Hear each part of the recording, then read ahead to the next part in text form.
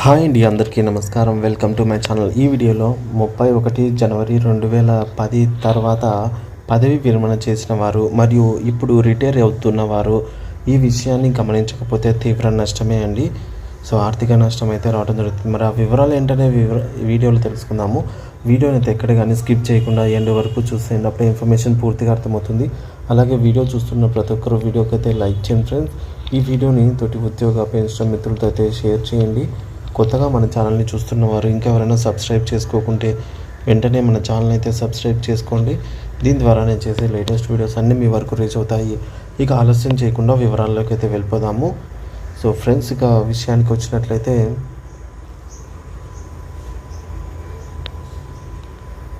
ఇక్కడ 2010 తర్వాత పదవి విరమణ చేయబోయే ఉద్యోగులకు ముఖ్య గమనిక అండి. పెన్షన్ కంప్లీషన్ రికవరీ కాలపరిమితి పైన తీవ్ర నష్టం. ఏంటంటే 31 జనవరి 2010 తర్వాత రిటైర్ అయినటువంటి పదవి విరమణ చేసినటువంటి వారు మరియు త్వరలో రిటైర్ కాబోయేవారు పెన్షన్ కంప్లీషన్ రికవరీ కాలానికి సంబంధించి ఒక ముఖ్యమైన విషయాన్ని అయితే గమనించకపోతే తీవ్ర ఆర్థిక నష్టాన్ని చవిచూడాల్సిన పరిస్థితి అయితే వస్తుంది అని నిపుణులు హెచ్చరిస్తూ ఉన్నారన్నమాట. ఈ అంశంపై పూర్తి వివరాలను లోతుగా పరిశీలిద్దాము. అసలు ముందుగా పెన్షన్ కంప్లీషన్ అంటే ఏమిటి అంటే, పదవి విరమణ చేసిన తర్వాత ఉద్యోగులు తమ పెన్షన్లో కొంత భాగాన్ని అంటే సాధారణంగా 40% వరకు ఒకేసారి పెద్ద మొత్తంలో తీసుకోవడానికి అవకాశం అయితే ఉంటుంది. దీనినే పెన్షన్ కమ్యూటేషన్ అని అంటారు. ఇలా కమ్యూట్ చేసుకున్నటువంటి మొత్తాన్ని ప్రభుత్వం తిరిగి వసూలు చేసుకునేందుకు ఒక నిర్దిష్ట కాల వ్యవధిని నిర్ణయిస్తుందన్నమాట. ఈ కాలంలో ఉద్యోగికి తగ్గించిన పెన్షన్ అయితే అందుతుంది. ఆ తర్వాత తిరిగి మళ్ళీ పూర్తి పెన్షన్ అనేది కాలపరిమితి ముగిసిన తర్వాత పునరుద్ధరించబడుతుంది. సాంప్రదాయబద్ధంగా ఈ రికవరీ కాలం 15 సంవత్సరాలకు అయితే అమల్లో ఉందన్నమాట.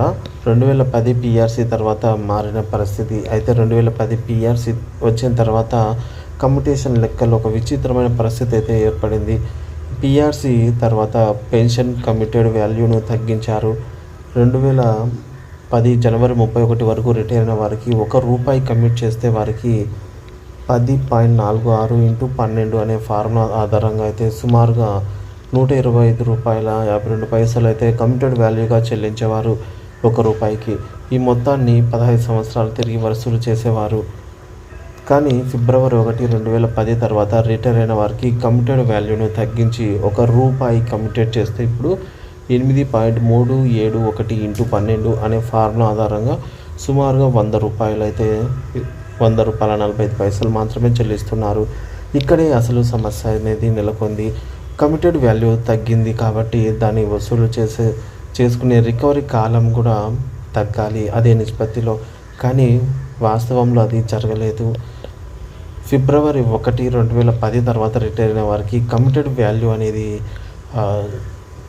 ₹25 కంటే ఎక్కువగానే తగ్గింది ₹1 మీద. అయినప్పటికీ రికవరీ కాలం మాత్రం 15 సంవత్సరాలుగానే కొనసాగుతోంది. లెక్కల్లో నష్టం. ఒక ఉదాహరణతో ఈ నష్టాన్ని అర్థం చేసుకుందాము. ఉదాహరణకు 31 జనవరి 2010 పదవి విరమణ పొంది ₹10,000 కమ్యూట్ చేస్తే అతనికి 1000 × 125.52 అంటే ₹125,520 ఏకమొత్తంగా చెల్లించి తిరిగి ప్రతి నెల ₹1,000 చొప్పున 15 సంవత్సరాల పాటు ప్రభుత్వం తగ్గించి పెన్షన్ ఇచ్చేవారు. అదే ఫిబ్రవరి 28, 2010 పదవి విరమణ పొందిన ఉద్యోగికి అదే ₹1,000 కమ్యూట్ చేస్తే అతనికి కేవలము ₹1,452 ఈ ఫార్ములా ప్రకారంగా మాత్రమే ఏకమొత్తంగా చెల్లిస్తారు. కానీ ఇప్పటికీ ప్రతి నెల అతనికి ₹1,000 చొప్పున 15 సంవత్సరాల పాటు మినహాయిస్తూనే ఉన్నారు. అంటే మనకు ముందు ₹1,25,540 అన్నమాట వచ్చేది. కానీ ఇప్పుడు ఈ రికవరీ అనేది తగ్గిన తర్వాత ₹1,00,000 అంటే చూసుకున్నట్లయితే ఇక్కడ దాదాపుగా మనకు ₹25,000 పైగా నష్టం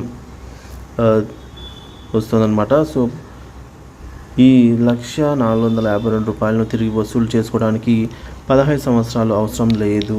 సాధారణ గణితం ప్రకారంగా 1,452 రికవరీ చేయడానికి సుమారుగా 12 సంవత్సరాలు మాత్రమే పడుతుంది. అంటే ఫిబ్రవరి 1,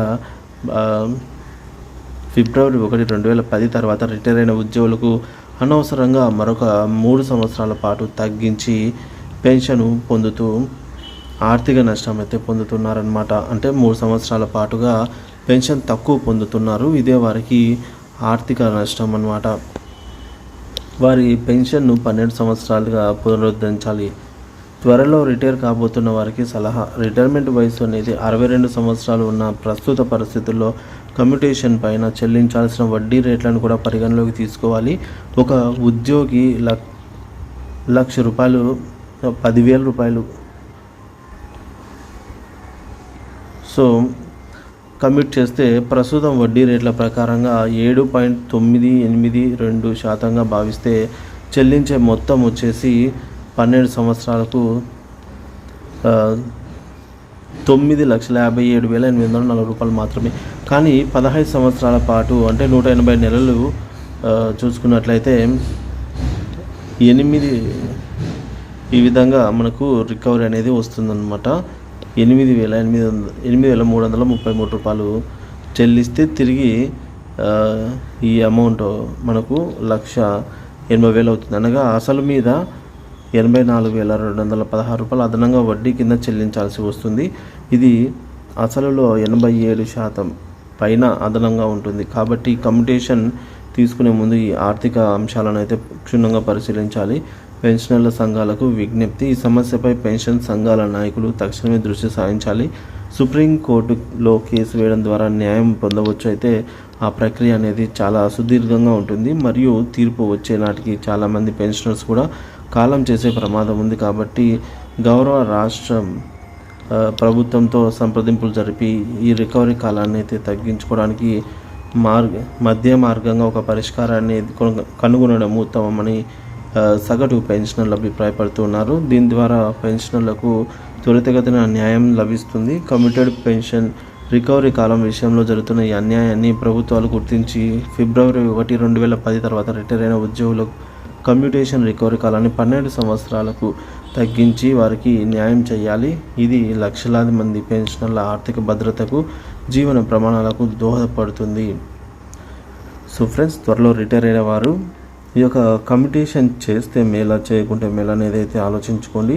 అయితే కమ్యూటేషన్ చేయడం వల్ల బెనిఫిట్ ఏంటంటే ఈ యొక్క పెన్షనర్ ఎవరైతే ఉంటారో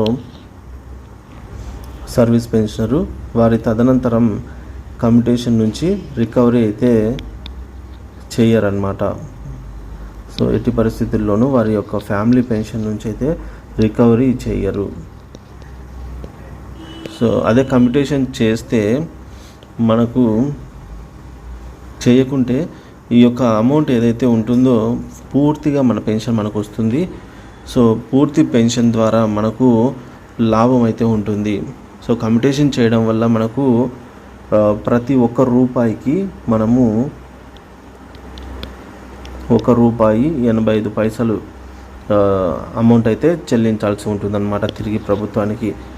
అదే కమ్యూటేషన్ చేయకుండా మనం పూర్తి పెన్షన్ తీసుకుంటే మన అమౌంట్ మనకైతే అవసరానికి ఉపయోగపడుతుంది.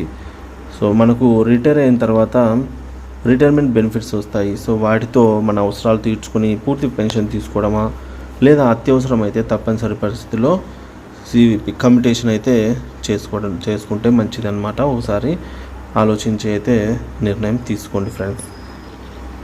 సో ఇది ఫ్రెండ్స్ ఇప్పుడు వీడియో నచ్చినట్లయితే వీడియోని తప్పకుండా లైక్ చేయండి, షేర్ చేయండి. అలాగే తోటి ఉద్యోగ మిత్రులతో అయితే ఈ వీడియోని షేర్ చేయండి. Thank you for watching this video.